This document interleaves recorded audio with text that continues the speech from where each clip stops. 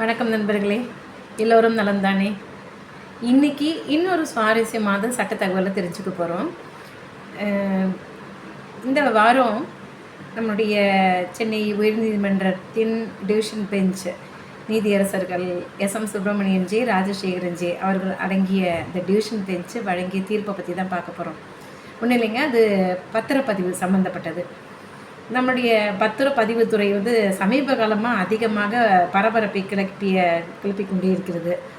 பரபரப்பான செய்திகள் வந்தவண்ணமே இருக்கின்றன. கைட்லைன் வேல்யூவை இன்க்ரீஸ் பண்ணுறதாகட்டும், நாட்டிலேயே முதல் முறையாக போலியான ஆவணங்கள் என்று கண்டறியப்பட்டால் அதனை நீக்குவதற்கான அதிகாரத்தை மாவட்ட பதிவாளர்களுக்கு வழங்கப்பட்டு அதுக்கான சட்ட திருத்தம் கொண்டு வருவதாகட்டும், எப்படி பல பரபரப்பான விஷயங்கள்லாம் நடந்துகிட்டு இருந்தது. இந்த சட்ட திருத்தம் 16/8/2022 கொண்டு வரப்பட்டது இல்லையா? அப்போ உடனடியாக நிறைய பேர் சென்னை உயர்நீதிமன்றத்தை அணுகிறாங்க. பப்ளிக் இன்ட்ரெஸ்ட் லிட்டிகேஷன்லாம் ஃபைல் பண்ணிட்டு இந்த மாதிரி இந்த சட்ட திருத்தத்தை அனுமதித்தால் மாவட்ட பதிவாளருக்கு ஒரு ஆவணத்தை போலியானது அப்படின்னு சொல்லிட்டு நீக்கம் செய்வதற்கான அதிகாரத்தை கொடுப்பது அனுமதிக்கப்பட்டால் நிறைய அரசியல்வாதிகள்லாம் உள்ளே புகுந்து எக்கச்சக்கமான ஆவணங்களை எல்லாம் நீக்கம் செஞ்சு இதெல்லாத்தையும் அடை போட்டுருவாங்க. அதுக்கான பயம் இருக்குது. அப்ரஹென்ஷன் இஸ் ஆல்வேஸ் தேர் அப்படின்னு சொல்லிட்டு போட்டிருக்காங்க. அது இன்னும் பெண்டிங்கில் இருக்குது அப்படின்னு நினைக்கிறேன். அந்த பப்ளிக் இன்ட்ரெஸ்ட் லிட்டிகேஷன். அதே போல் இந்த இது ஃபைல் பண்ணதுக்கப்புறம் நிறைய flood of the gates open பண்ணிடுச்சுன்னு தான் சொல்லணும். இந்த 77 செக்ஷன் 77A அப்படிங்கிற ஒரு சட்ட திருத்தத்தை சட்டப்பிரிவை திருத்தம் செய்யப்பட்டு உள்ளே கொண்டு வராங்க இந்த ரெஜிஸ்ட்ரேஷன் ஆக்டில்.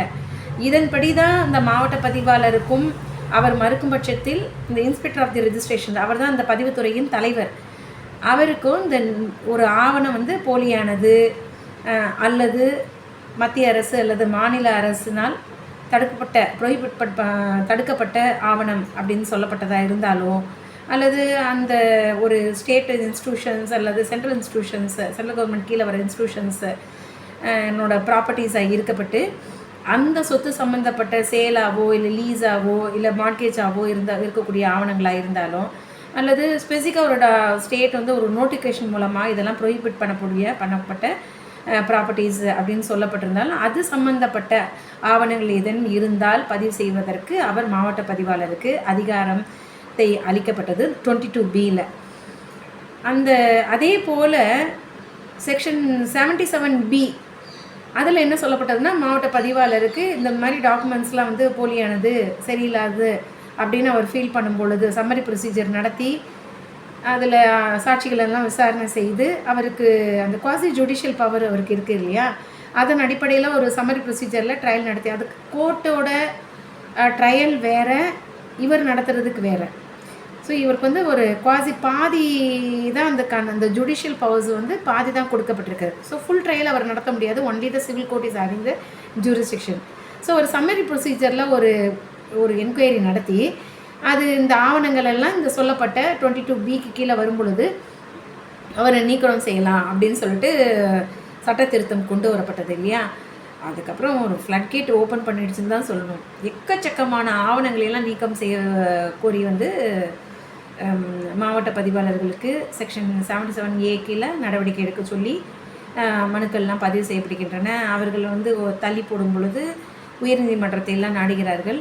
அதில் ஜஸ்டிஸ் சுரேஷ்குமார் ஜே இது சம்மந்தப்பட்ட போர்ட்ஃபோலியோ ஜட்ஜாக இருக்கும் பொழுது அவர்கிட்ட வரும்பொழுது அவர் என்ன சொல்கிறார், ஏற்கனவே சிவில் சூட் பெண்டிங்கில் இருந்தாலும் சரி செக்ஷன் 77A கீழே மாவட்ட பதிவாளருக்கு கொடுக்கப்பட்டுள்ள அந்த அதிகாரம் அது சரி, அது தனியது, இதுக்கும் இந்த பெண்டன்சி ஆஃப் த சூட்டனாலேயே இவருக்கான அதிகாரம் இல்லைன்னு சொல்லிட முடியாது அப்படின்னு சொல்லியிருக்காங்க.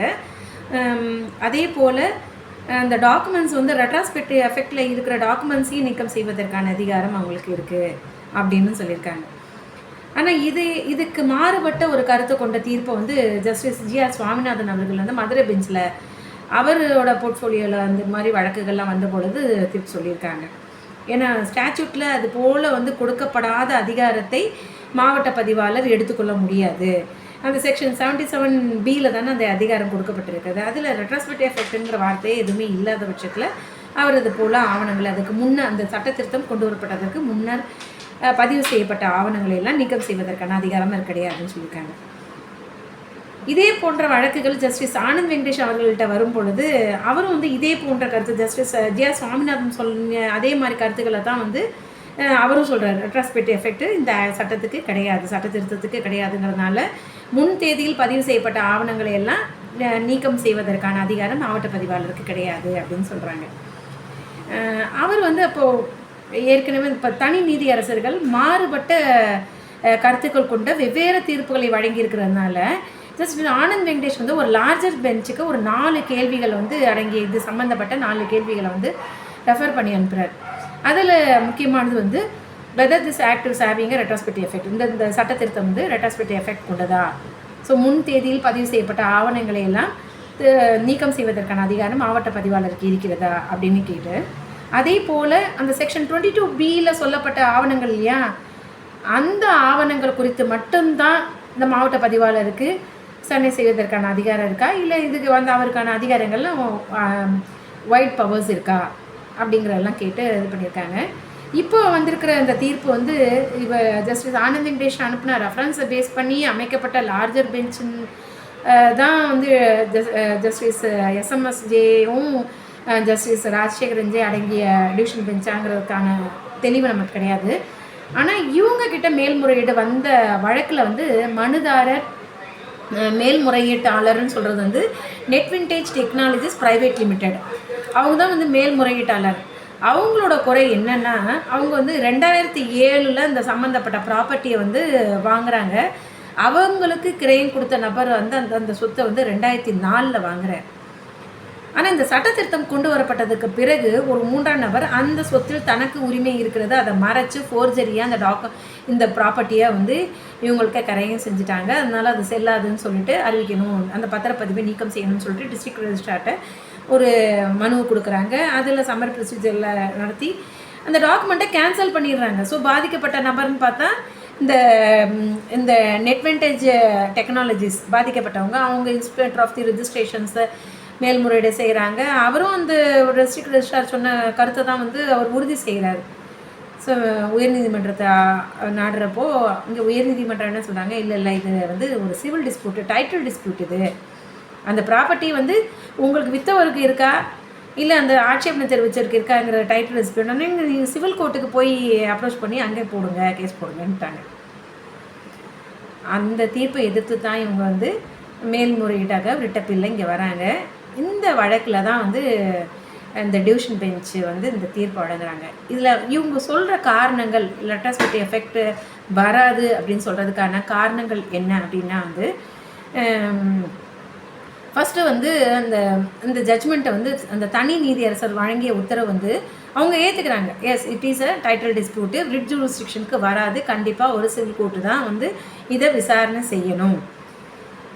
ஆனால் அதே சமயத்தில் ரிட் ஜூரிஸ்டிக்ஷனுக்கு என்ன நம்ம பார்க்க வேண்டியதுன்னு என்னென்னு பார்க்கணுன்னா, இந்த டிஸ்ட்ரிக்ட் ரெஜிஸ்ட்ராருக்கு வந்து இந்த ஒரு பத்திரத்தை பதிவு வந்து நீக்கம் செய்வதற்கான அதிகாரம் கொடுக்கப்பட்டிருக்கு இல்லையா அந்த சட்ட திருத்தத்தின் மூலமாக.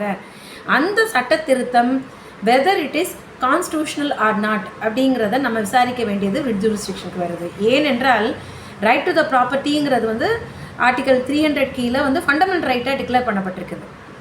ஒரு சொத்து வந்து ஒரு அடிப்படை உரிமை, ஒரு சொத்தை ஒரு வச்சுருக்குது.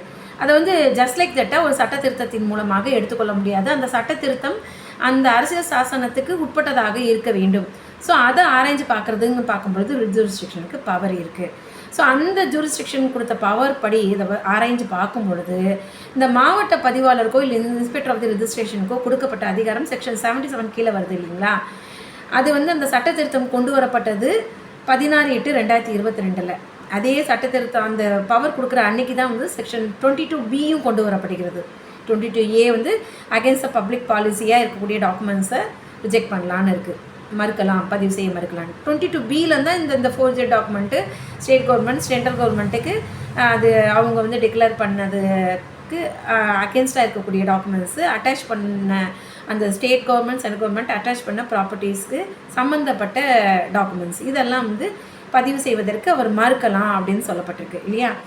ஸோ அவங்க என்ன சொல்கிறாங்கன்னா, இந்த டாக்குமெண்ட்ஸை வந்து இதுக்கு முன் தேதியிடப்பட்ட டாக்குமெண்ட்ஸை வந்து விசாரணை செய்வதற்கான அதிகாரம் வந்து அங்கே எங்கேயாவது கொடுக்கணும், சட்ட திருத்தம்லாம் கொடுக்கப்பட்டிருக்கணும். ரிஜிஸ்ட்ரேஷன் ஆக்டில் எந்த ரெட்ராஸ்பெக்டிவ் ஆக்டை வந்து கேன்சல் பண்ணணும், டாக்குமெண்ட்ஸை கேன்சல் பண்ணணுங்கிறக்கான ரெட்ராஸ்பெக்டிவ் எஃபெக்ட் கொண்ட எந்த ஷரத்துக்களும் கிடையாது. முதல் முறையாக நாட்டிலேயே முதல் முறையாக தான் நம்ம தமிழ்நாட்டில் தான் இந்த மாதிரி ஒரு சட்ட திருத்தம், ஒரு டாக்குமெண்ட்டை கேன்சல் பண்ணலான்னு சொல்லக்கூடிய சட்ட திருத்தம் கொண்டு வரப்பட்டிருக்குது. அப்போ அந்த சட்ட திருத்தம் வந்து அவர்களுக்கு ரெட்ராஸ்பெக்டிவை முன் தேதியிடப்பட்ட ஆவணங்களை நீக்கம் செய்வதற்கான அதிகாரம் கொடுத்து அந்த சட்ட திருத்தம் கொண்டு வரப்பட்டுலாம் பார்த்தா அப்படிலாம் எந்த வார்த்தைகளும் இல்லை.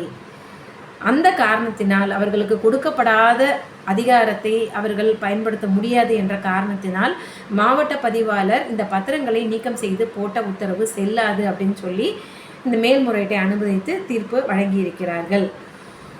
இது போன்ற சட்ட தகவல்களை எல்லாம் நம்ம தெரிஞ்சுக்கிறணும். அடிப்படை நம்மளுடைய டெய்லி டே டு டே லைஃப்பில் பாதிக்கக்கூடிய சட்ட தகவல்கள் எல்லாம் வந்து நம்ம தெரிஞ்சுக்கணும் அப்படிங்கிறதுக்காக தான் நம்மளோட சங்கடம் தவிர்க்கும் சட்டம் என்ஜிஓ மூலமாக இந்த வீடியோ பதிவுகள் எல்லாம் நாம் தொடர்ந்து பதிவேற்றம் செய்து கொண்டு வருகிறோம்.